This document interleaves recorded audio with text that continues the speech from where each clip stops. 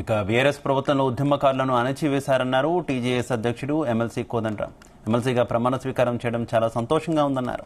ప్రజా సమస్యలు ప్రభుత్వ దృష్టికి తీసుకువెళతామన్నారు.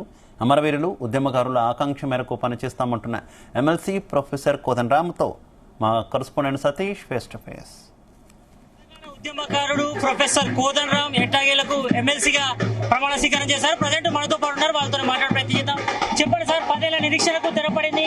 దాదాపుగా 6 నెలల నుంచి కూడా మీరు ఎమ్మెల్సీ అయితే కూడా చర్చ నడిచింది. ఫైనల్ గా మీరు ఎమ్మెల్సీగా స్వీకారం చేశారు. ఎలా అనిపిస్తుంది మీకు?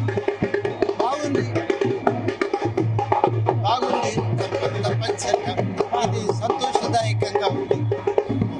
ప్రభుత్వాలు ఎట్లా పనిచేయబోతున్నారు? మీరు ఇప్పుడు కీ రోల్ గా చేయబోతున్నారు. ప్రభుత్వంలో ఎట్లా ఉండబోతుంది మీ పాత్ర?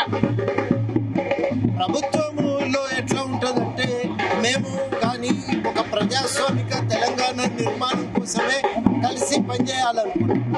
ఆ ప్రజాస్వామిక తెలంగాణ నిర్మాణం కోసం వాళ్ళు పాటుపడుతున్నారు. దానికి మా వంతు సహకారము ఉంటుంది. ఆ ప్రభుత్వంతో కలిసి పనిచేయటం కూడా మేము నేర్చుకుంటున్నాం ఎట్లా చేయాలని. లక్ష్యంలో మార్పు లేదు. లక్ష్య సాధన కోసం ఇది ఒక కొత్త పరిణామం. ఈ పరిణామాలను దృష్టిలో పెట్టుకొని మా వంతు పనిని మేము ముందుకు కొనసాగించడానికి తెలంగాణలో తెలంగాణ ఉద్యోగ సమయంలో చాలా కీలకంగా పనిచేశారు. కేసీఆర్ తో కూడా పనిచేశారు. కానీ అప్పుడు 10 ఏళ్ల పాటు కూడా మీకు ఏ పదవి కూడా ఇవ్వలేదు.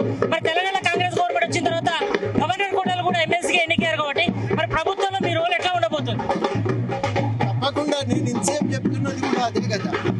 ఈ ప్రభుత్వము ఇప్పుడు అధికారంలో ఉండి ప్రజాస్వామిక మార్పు కోసం పనిచేస్తుంది.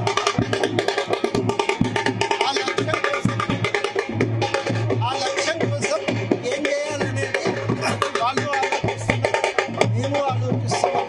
అందరం కలిసి లక్ష్య సాధన కోసం పనిచేస్తాం. సీఎం రేవంత్ రెడ్డి పలు కీలక శాఖలు కూడా పెండింగ్ లో ఉన్నాయి. అందులో విద్యాశాఖ మీకు కేటాయిస్తారని కూడా చర్చ కొనసాగుతుంది. ఒకవేళ విద్యాశాఖ ఇస్తే మీరు చేస్తారా? ప్రభుత్వ నిర్ణయం దానిపైన వ్యాఖ్యానించడం, మాట్లాడటం కరెక్ట్ కాదు. ప్రభుత్వ నిర్ణయానికి కట్టుబడి పనిచేస్తాం. మొత్తానికైతే 10 ఏళ్ల నిరీక్షణకు తెరపడింది.